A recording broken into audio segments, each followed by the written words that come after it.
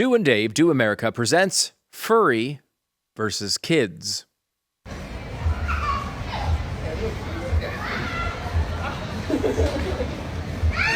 Oh no.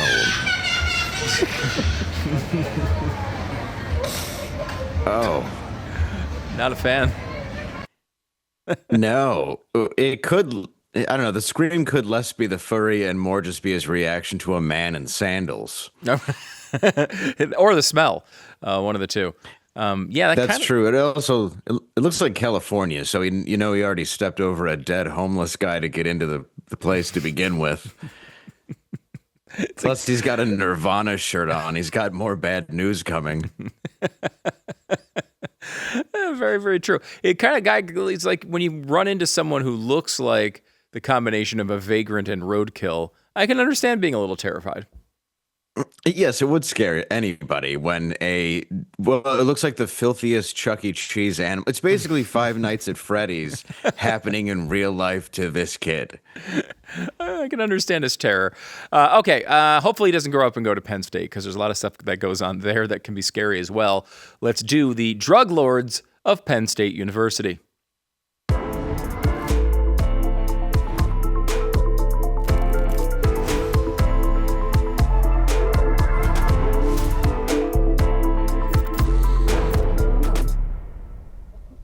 Welcome to Stu and Dave Do America. I'm Stu Burguiere, along with Dave Landau.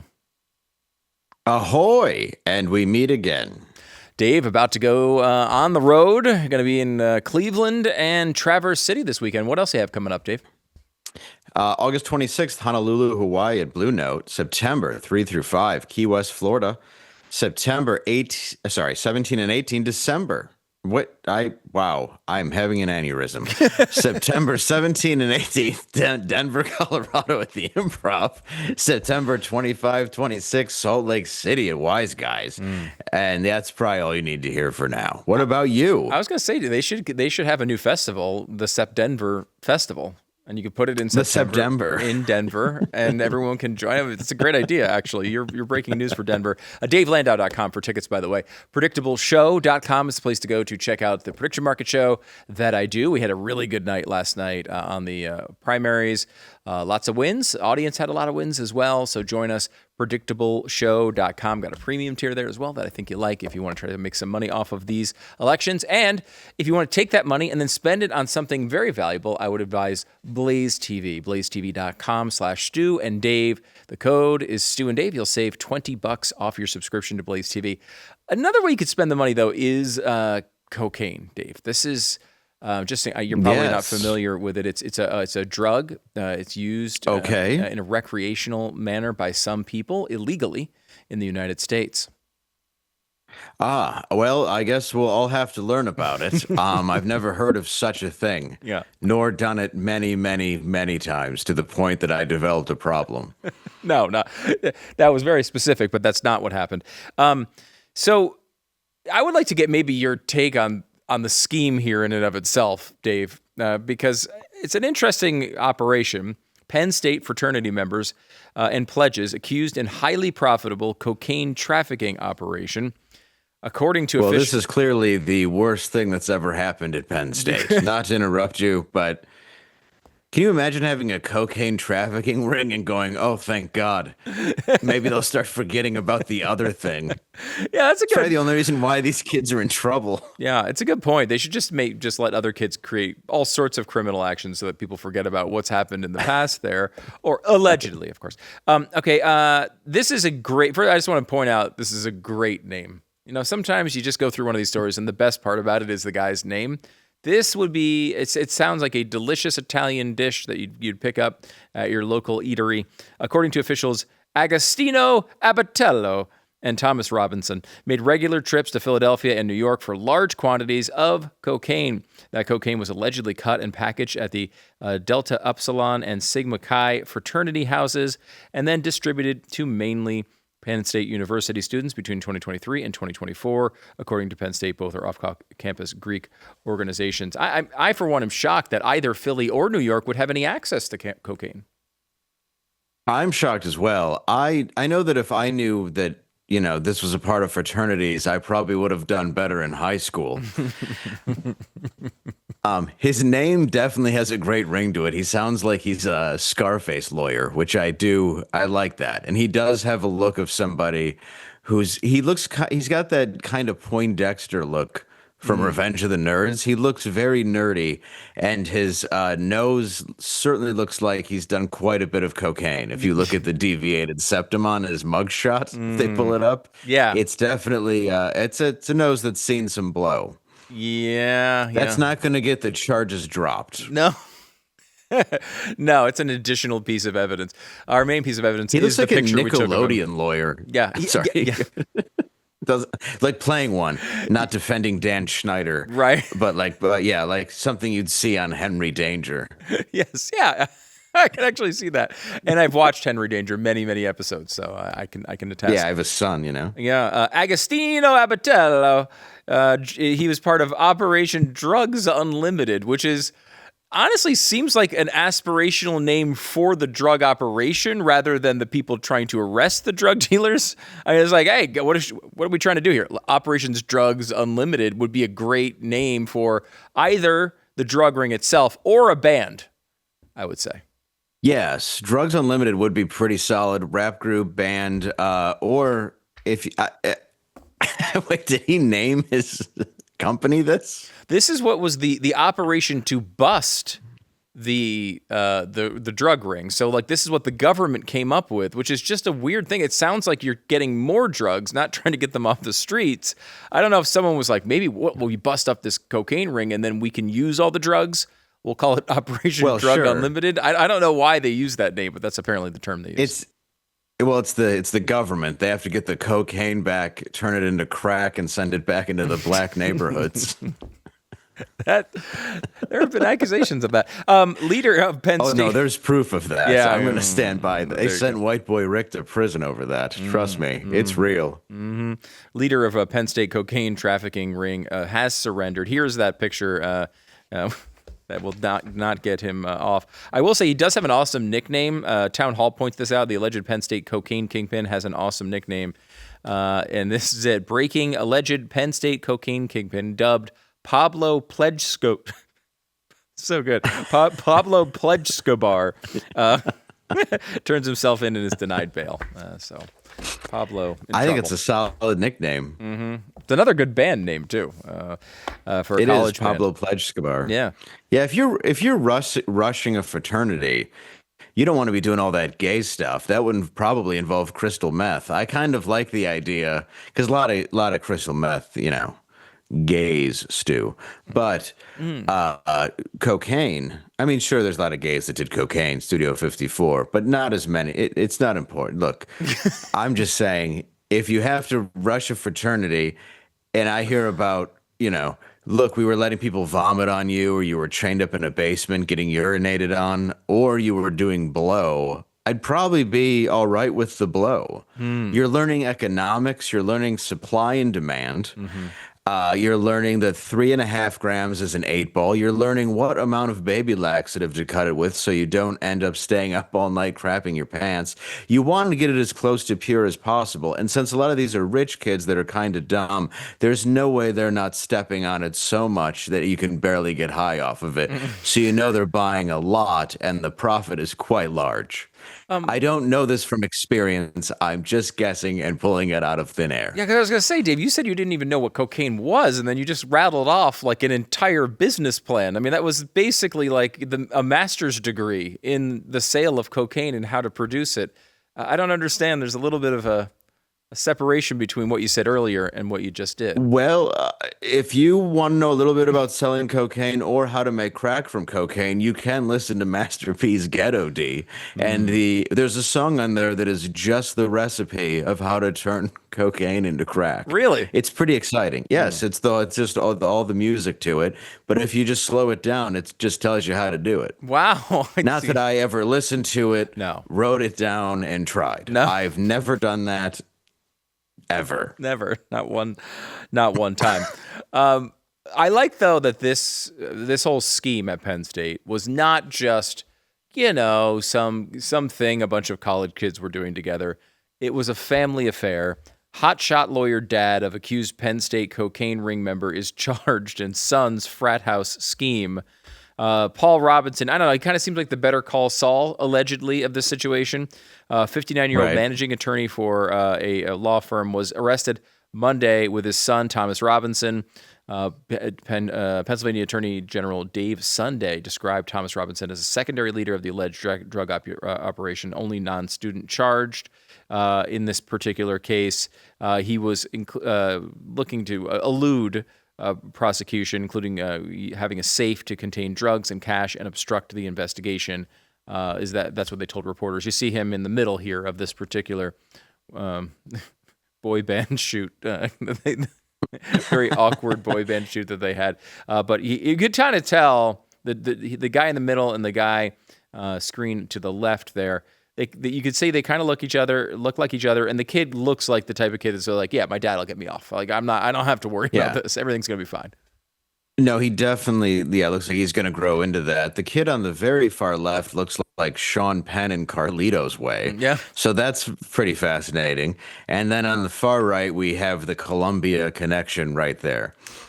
His name is Mohammed Harabi, actually, the guy on the far right. So is he running for mayor near Detroit? Or did he? Or it's a very Congress? Clean path to being a mayor or senator in multiple areas these days. When this actually all came down, Dave, they thought it was a prank. A tip from a confidential informant and a Venmo trail allegedly exposed the campus cocaine network. Can I ask you a question about Venmo, Dave? Because I use Venmo from time to time. And every single, I saw this just the other day again. It was a politician who, the journalists out there decided to go find his Venmo page and see all the transactions. A couple times he said it was like for getting high. I can't remember what, for strippers, right? These are things that he had left, and now he's in trouble. First of all, can we just set the baseline here? No one writes what the payment is for in the payment area. Everyone just makes jokes to make the other person uncomfortable. That's the only reason that whole section exists on Venmo. You say terrible things that you're supposedly paying for that aren't true. Are we not familiar with this concept? That's the problem, though, is they do take it seriously, and people do write in there like what they want. That's the problem, is there are dumb enough people to say cocaine, and it actually is cocaine. Right. Like I'll write in there hand job behind Denny's, hand job behind Waffle House, teabagged in a Burger King, whatever it is. But I put it all the time. I put that stuff in there until I realized they started taking it seriously. Because when you scroll through Venmo, there's people that have actually. There was a guy who was supposed to be. It was a comedian who was supposed to be on Netflix's show, Funny as F, and they went through his Venmo and had to question him about all the transactions because everyone involved drugs or sexuality. He's like, well, I wouldn't really put that in there, right, if I was buying drugs. But there are a few people that are dumb enough to actually use Venmo, and if they do arrest you for it, they can flag that transaction and say, it says right here you're buying cocaine. Right. And of course the government would do that. I do not put it past them at all. The case I was talking about with the politician, it was $5 payment, $5 strippers. Like, I mean, either you have a very large group or really terrible strippers. One of the two has to be the case for that to be true. Obviously it's a joke. So I would say that is step one. You probably shouldn't do that. I don't do that anymore because I think of the same thing. I'm always worried that something like this is going to, some joke is going to be taken seriously. Secondarily, what is the purpose of this? Why do I have to put any reason? It's my money. Why do I have to why do I have to broadcast the transaction to everybody? Why also, Dave, is the default setting to make every payment you make to another person public so that any idiot can just get on your page and search everyone you've paid? How is that the default setting of this company, and why hasn't it gone out of business because of it? That's what I've said too, is the fact that you have to write something, but then when it's locked, it doesn't show you the amount, but it still says whatever you paid them for if you were friends with people on it. And that doesn't make any sense. It should all be private payments. That's why I use it. Mm-hmm. I don't use Cash App because I feel that's for, prostitutes or something. Like, I just feel that's a very looked at way by the government of these transactions. But I think all these electronic payments is how they're starting to look at it, which is also why they so badly are pushing currency to be electronic. Yeah. Because you don't want to just hand somebody paper. Because listen, if you're going to do a drug deal, just this. Yeah. All you need, you got some cash. You bring cash, and they don't like that because that way it's not traceable. I mean, they are absolutely going down the road where they just want to make that illegal, like just not part of our system. And it's going to be difficult to do that. People will fight back on it for a while. But frankly, like, I almost never pay in cash for anything. I'm totally guilty of going down this road because of convenience. And when things are convenient, the American people eventually choose that thing. And we will be fine with it. Yeah. That's just See, I carry around a wad of hundreds, and I announce how well I'm doing everywhere I go. Okay, that's another approach. That's slightly different. Very loudly. By the way, I've been robbed many times at gunpoint. Of course. You can make your Venmo transactions private, by the way, and that's but you have to do it. You have to go through all the menus and set them all as private, and it just doesn't make any sense. Like, who was asking for like a social media component of this payment system? It's like Wells Fargo's like, hey, just so you know, when you sign up, every single payment you make is going to be broadcast to the wide open internet. It doesn't make any sense. It does not make sense. I don't know why they've done this, but that is, I guess. Yeah, I don't want friends on my banking platform. I don't want anyone on my banking platform, and it shouldn't be taken seriously. It shouldn't be admissible in court. And I hope that his dad is a good enough lawyer, which I think he is. If you have a lawyer with a safe full of guns, cocaine, and money, that's the lawyer you want. Yeah. He's not going to judge you, and he understands a DUI. He's going to be more than happy to do his best to get you off. So hopefully his dad can use that. You need to look for the guy who's got the blow up Statue of Liberty above his law firm, and then he's making commercials. The commercials that get run at like 3 a.m. to bail people. That's the person you need in that situation. I don't know who this guy is. They call him a hotshot lawyer. I don't know if he is, but it's a bizarre way of doing business. I will say. I understand trying to protect your kid. I feel like if you're I feel if you're a great lawyer, you're not in cahoots with your son running drugs at Penn State. Right. It's like, look, I do want you to go to college, but we have to figure out how you're going to pay for it. So I'm going to bring you a lot of cocaine. That doesn't seem like a great lawyer. No. Or a high, unless he himself has debts and problems. But I wonder, too, are they going to throw the book at these kids and make an example of them? And they might. I bet you. It's possible some of them get a worse punishment than Sandusky, or they're going to kind of give them a slap on the wrist and let them go. But we are talking about a lot of cocaine. I don't think there's fentanyl, so that's good, but it's a lot of blow. Yeah, it's not a good idea. And now you might ask, these are promising young kids, students, they're growing up, like why do this? There's a novel theory out here as to why they did it, and I'm glad they did a news story of this. Penn State frat cocaine ring, members drawn by fast cash.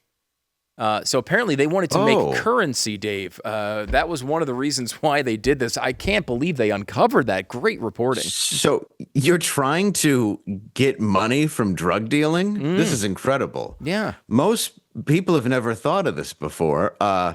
I don't know if that's an accurate statement. I know that you don't get high on your own supply unless, of course, you figure out a way to profit and get high on your own supply, which they did. Again, economics. Yeah. So I'm glad that they were able to do the research and figure out that they were selling drugs for money. Yeah, I thought it was for the love of the game. Apparently not. Yeah. Just really, really enjoyed it, but no, it's actually for money. And you're right on the high on your own supply thing. You can't be Pookie from New Jack City. You can't do that. Chris Rock in that movie showed the negative aspects of that particular path, Dave. It was not pretty. No, he smokes crack in front of the American flag, and that is a metaphor for what was happening to America. Was it? The American it was so flag was subtle, Dave. I couldn't really pick that metaphor up. It was so subtle in the film. What I love about Chris Rock is he plays the real crackhead in that, and then also the hilarious crackhead on In Living Color and I'm Gonna Get You, Sucker, where he's like, give me just one rib. So he's just the same crackhead in both those things at the same time. And I don't know if he was a crackhead. Yeah. I don't know his history. I don't know if he ever got into that. No, I don't think so. I will say he really played. He looked the part. I mean, he weighed about 18 pounds in that movie. He does not look like a healthy boy. No, he looks perfect in it. He's the perfect crackhead. That's why when Will Smith hit him, he said, "Let me explain again. He played Muhammad Ali, and I played Pookie in New Jack City. I wasn't going to win that fight." That's a good point. Last one here, Dave, for you. The Burguiere Creamery is launching a new ice cream flavor celebrating Penn State's 1,000,000th degree. Any idea what the flavor of that might be? Off of this scandal, I think there's some good possibilities. Oh, of this particular ice cream? Yeah. Kids and nuts. This sand. You mean? I mean, a Penn State ice cream could have a lot of different flavors. Many of them addictive. Many of them illegal. I don't know which way they would go though.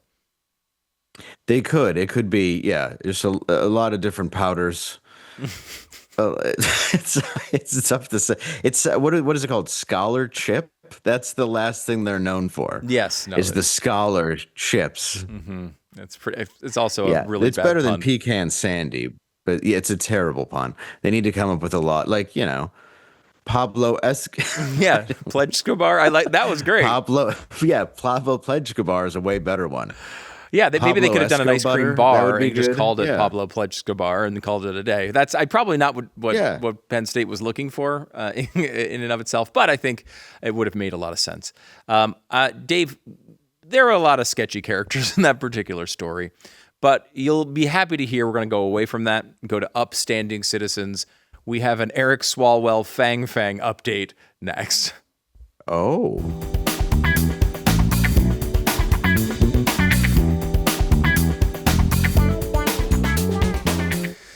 Nobody wakes up excited because today is the day. Today's the day I finally get to choose a sensible portion size. That is not how life works, unfortunately.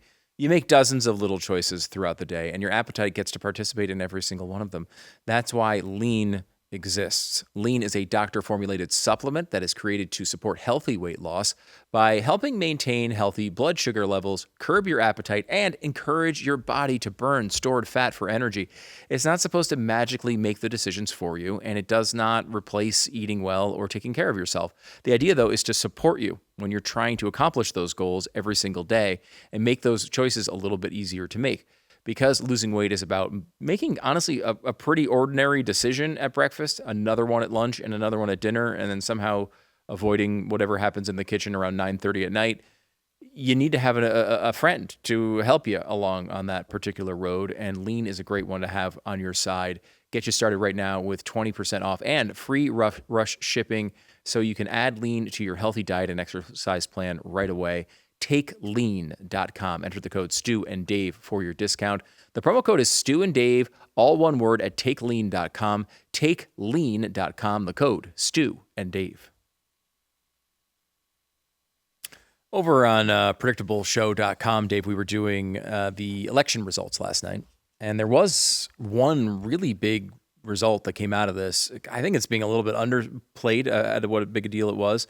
Alexander Vindman, who was a guy, he was kind of known as he was involved as a whistleblower in Trump's first impeachment with the whole Ukrainian situation.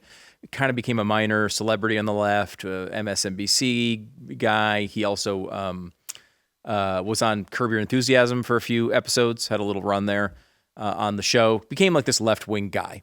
And so they moved him down to Florida to run for Senate and threw about $15 million at him to fund his campaign. Seen as this big establishment hero. He's the guy that's going to turn Florida around. And he was defeated last night by like 12 points by this nobody socialist. Her name is something Nixon. I can't remember. I want to say Pat Nixon or Cynthia Nixon. It's neither of those. It's something else. Angela Nixon, I think maybe. I can't remember. Anyway, Angela Nixon. Yes, Angela. So it was a huge surprise. I don't know. She had spent $60,000 and won against this guy with multiple millions of dollars. We're seeing this real transition to the socialist side of things on the left. A massive. And this is in Florida, though? Florida. Yeah, with Democratic primary, but still, this is... Even in these red states, these left-wing parties are getting more and more insane. Right. No, I mean, I understand it's Democratic, but it's the Democratic Party, but to still go extremely socialist in Florida is a bit of a shock. Yeah, because, again, who do you think is going to win in a state like that? It's going to be very difficult. Ashley Moody, who's the Republican senator there, thrilled at the result. Absolutely. I'll bring that up to talk about socialism as a whole. A few new developments here. Abdul El-Sayed's mom worked for a global terrorist group and accused of funding bin Laden, Hamas, and the Taliban. I was on Sarah Gonzalez's show last night, Dave, and she played clips of the sister who has said all sorts of crazy things, was celebrating October 7th, talking about how she wants to tear down the nation state of, you might be familiar with it, the United States of America. It's an interesting crew the Democrats are going with here. It's an interesting play. I don't know that it works. Let's see how that plan plays out, Cotton. Yeah, I don't know. I will say I'm surprised she was even allowed to work.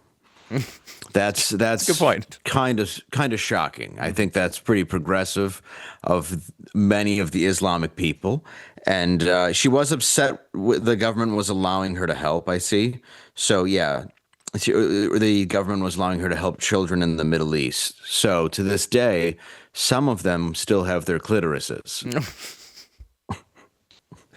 I just didn't think I was going to hear that word there, and I did. Why? So, I don't know. I just kind of hit me out of nowhere. That's pretty much what they do. Okay, they give it the old female circumcision. No, I'm familiar. And then don't get behind the wheel. Progress. Progress, right. What we want here in the States. Going the right direction. Circumcised women with bags on their heads. Yeah, but you know what? what? I've always said. Dave, Abdul El-Sayed is different. He's denounced some of those things when he talks in front of a camera while running for office. And that is the big difference maker. Some people believe some things that aren't aligned with American values, but not Dr. Abdul El-Sayed. You can tell he's just with us. He knows what he's fine. Well, speaking of doctor, he also ran a lot of the dog kennels over there in Dearborn and killed a record number of dogs. I'm sure that has nothing to do with dogs being haram. Apparently, the places were overran with roaches, feces, all this kind of stuff because he was doing such a great job. And then he slaughtered the animals. And recently, he did a commercial using the Blues Clues set to tell you to turn in your mail-in ballot. And ironically, there's no dog. It's like he went into the house and killed the dog and the owner and then decided to record a commercial. It's really ironic. I didn't pick that up. I saw that. We should maybe play that on an episode. It's worth going through. It's so cringy. I guarantee it's in our system, guys. Some other show has run it. I know we talked about it. It's psychotic. It's one of the craziest things I've ever seen. I talked about it with Jesse Kelly. I was on Jesse Kelly's show and he played it. And I couldn't believe it. I couldn't believe it was real. It was the first time I saw it when I was on the show with him. I couldn't believe it was real. It's one of the most cringy things I've ever seen. The dog clearly dead. We've already got Hassan Piker electrocuting his dogs. The whole left seems to be this way. Fauci. I don't know what's going on. Fauci hates beagles. Mm-hmm. And you think when he's doing it that it's parody. Like it's got to be a parody because it's Blues Clues. Yeah. Like if he was slitting Scooby-Doo's throat during it would be the exact same thing. And he's just dressed like Shaggy. Or just decapitating Clifford, the big red dog. I know, but but it's the same thing. It's like, why are you in this dog's house and where's the dog? And why are you taking its ballot from the mailbox? It's not yours. I gotta say, he's like, just take this mail-in ballot. Yeah. It's true. Fill out me. I will say too, a lot of sawing to decapitate Clifford. That's a big dog, and you need a lot of tools. A lot of tools. You hear it, yeah. You got to put him down with an elephant trunk. It really is going to take a while to get him to do it. The San Francisco treat, by the way, is elephant trunk. Yeah. By the way, interesting dynamic about this, Dave, is we're joking about murdering these animals, and a lot of the people we're talking about actually did it. So there's a dichotomy Right. there. It's a little bit different. Yes. You and I are joking because it's horrible and nobody should hurt dogs. Yet for some reason, you have Hassan Piker, Abdul El-Sayed, whatever, his mom, just a whole bunch of people on the left who like to slaughter animals. I think it's neat. I guess we'll never qualify to be a senator, Dave. I guess that's the sad part. By the way, we also have never worked with Al-Qaeda. We've never been character witnesses for the blind sheik, but a guy who won a primary for the Democrats in New Jersey was. So that's the path we're going on right now. And I'm sorry, what? yeah, no, that actually did happen. He's going to be in Congress very soon. So good job, everybody. Now, And go ahead, Dave. what was he a witness to? He was 9/11? He was a character witness. This is before 9/11, in the mid-90s. He was a character witness for the blind sheik, who was accused and known terrorist, who was the first World Trade Center bombing involved there. And he came out and be like, you know what, I think he's a really great guy, and he went to the Middle East and worked with Al-Qaeda affiliates there. He says everything was fine, and he was never charged with a crime. He was just a guy who just happened to be working with all these people who wound up being terrorists, because that just happens to you. A lot of times, sometimes I book a guy to come over, he's going to mow the lawn or, clean the pool, and just happens to also knock down multiple towers in our largest city. It happens to everyone, Dave. Don't be suspicious. That's true. Every job I've had, I've definitely sat near a member of Al-Qaeda. Right. And, usually very hard workers. Yeah. I got to say, really dropped the ball on that first bombing. Could have done a better job. Clearly, they rethought about it in round 2. But, good hardworking people. They usually keep to themselves. And, they never bring a lunch that smells horrible. It's an admirable quality, smelly lunches, but also, if at first you don't succeed, you try again. And they were able to eventually kill those thousands of people they were targeting the first time. So that worked out really, really well. Let's make sure we put those people, let's put people associated with them in government all over the country. Let's just try it. We'll make them mayors. We'll make them senators. We'll make them congressmen. Let's go for the whole kebab. Everything should work well. Kebab is a good word. It was. And also, too. It was a good word. And also, I think changing never forget instead of forgetting way too soon is a great slogan. How about forget constantly? How about our whole lives will be one act of forgetting and forgiveness for massive terrorism against our country? That's a great way to go. Agreed. I've got a couple of other stories here. Let me take a quick break, Dave, because we've got a couple more socialist stories. Shockingly enough, we did not get to everything planned for this particular segment, but this is worth your time because we do have the Eric Swalwell update, and we do have, a lot of people, these Democratic Socialists keep getting elected. It's hard to know what they really feel. We finally can get a little bit of insight because so many of them say they just love America. They love our traditions. They love our foundations here in America. They just want to make things a little bit better. Let's get the real story from their mouths. We'll do that as well coming up. Good.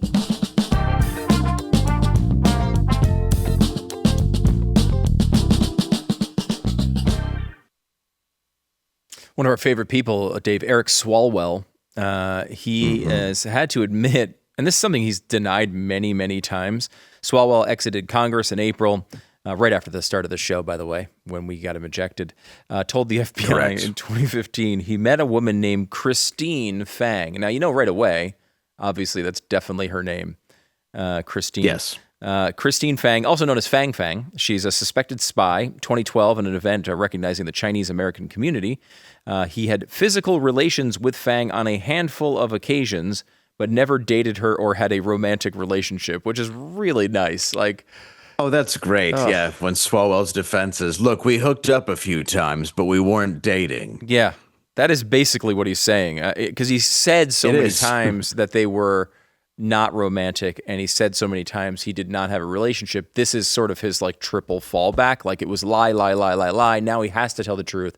So it was like he's acting as if what we were asking about is how many times they celebrated their anniversary and he brought her flowers. That was not what we were asking about when we were asking about your relationship with this Chinese spy. We were concerned that there was a sexual relationship, which quite obviously he seemed to have with almost like every third person he ran into in Washington and California. Absolutely. It's not the wonder years. You weren't saying, hey, put it where you go and steady. How would you describe your relationship? Like, that's not what we were looking for. It's simply yes or no. And clearly that's a very solid yes. Also, obviously, Fauci is not the only person who brought Chinese diseases into this country. So that should be brought up as well. Very, very true. I will say you bring it up. I never met her, but in my mind as a child, I did have a relationship with Winnie Cooper on the Wonder Years. I loved Winnie Cooper back in the day. Oh yeah, you didn't fall in love with Winnie at all did. Back in the day? I think that was very normal. I liked Winnie right up until I saw Ashley Banks, and then that switched to Topanga. Oh, okay, all right. Yeah, no, I understand. Yeah, you're a little younger than me, so you see. Yeah, they're all older than me by like at least a year. Yeah, even Topanga, who's still, my goodness. I would never. I'm happily married. But nor would she let me. Right. But go ahead. Quite clearly, on both counts. But like she turned into an economist, I think. Isn't it her that she turned into an economist? Like she went from Winnie Cooper, just like became like an actual like economic. Expert, and it was doing shows as an economist, like very, very, very smart, and like I feel like sometimes you look back at your your young crushes and you're like, gosh, that's kind of embarrassing. I'm not embarrassed at all about the Winnie Cooper one. I think I was on the money on that.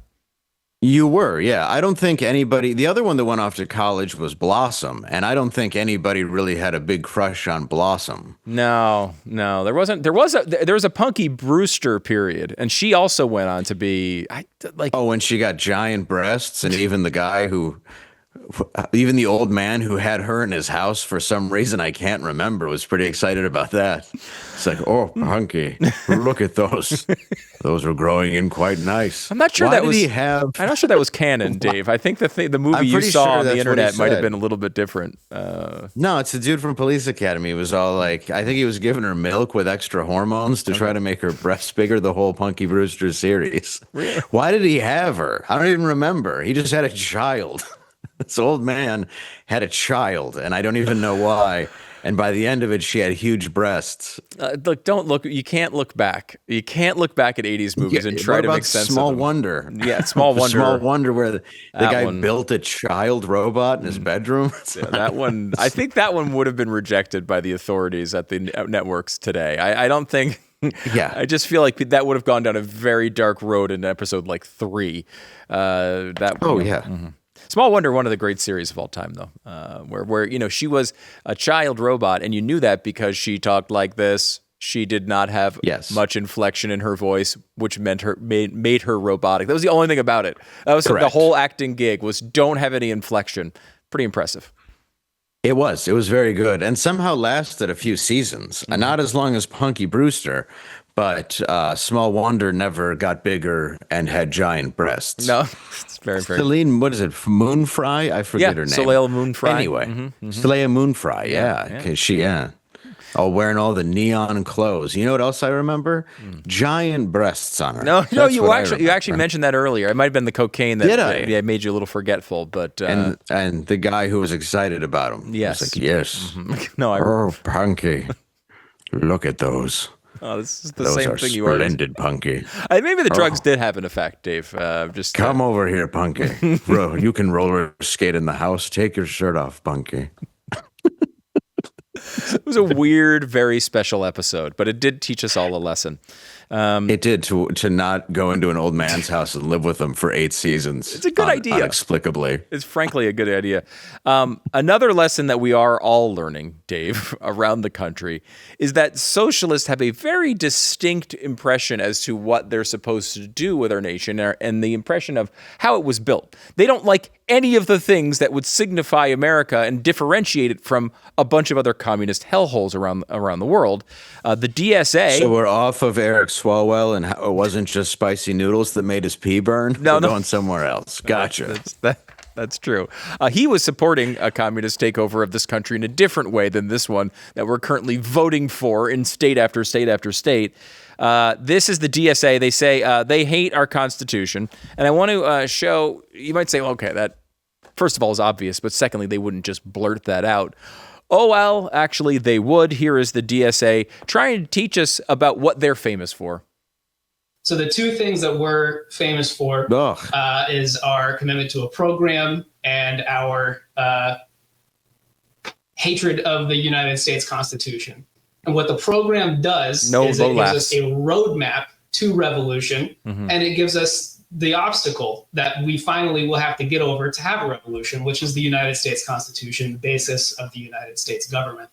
And, you know, Dave, this is true, right? Like the Constitution would stop them from doing the things that they want to do. They're going in anyway. They're trying to basically reverse the Constitution and admitting in their private circles, unlike El-Sayed, unlike Mamdani in public, unlike probably Nixon in Florida, all these people will say the right thing to the camera most of the time. But the truth is, this is what they're doing. This is what they believe. And they can't stand the foundations of this country. We've got about 30 seconds, Dave.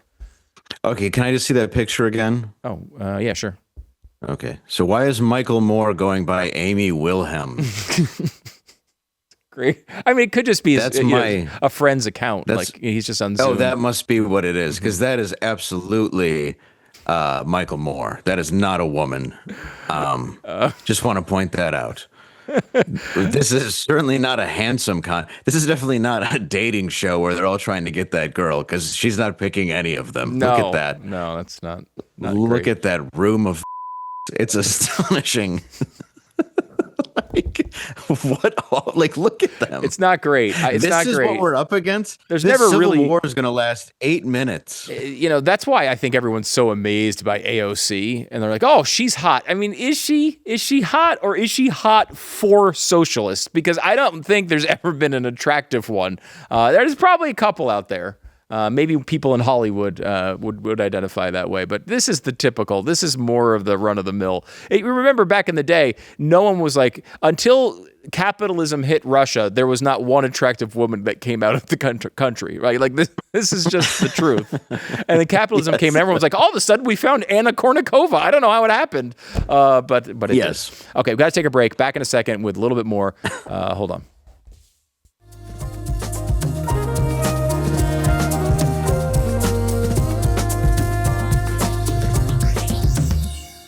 There are certain jobs where good enough, honestly, is perfectly acceptable. You know, somebody washes your car, misses a little spot on the bumper. I mean, you know, you might be annoyed, but you'll survive. Your barber leaves one hair, a little patch, a little bit longer than the others. Civilization will continue.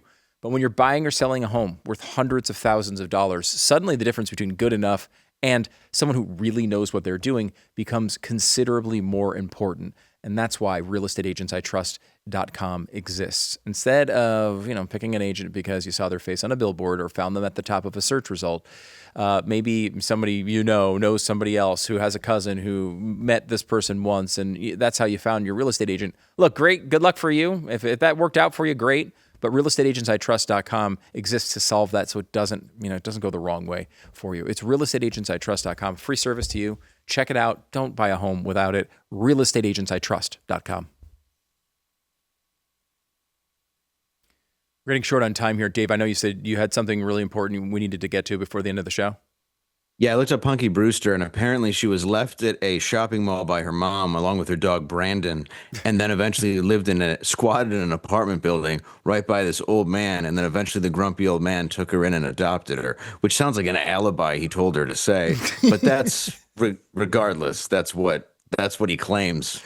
Left at a shopping mall, bought her on the internet. Whatever the truth is, there's... What is he? What is she, Adam Walsh? It doesn't even make any sense. No, does not make any sense. And I don't think the authorities would give her to him, but that's a whole different story. No. DaveLandau.com. Go there, get your tickets. Don't miss him all over the country. Also, UnpredictableShow.com. You'll see me as well. Lots of great stuff. And don't forget to join us on BlazeTV.com/Stu and Dave. See you tomorrow.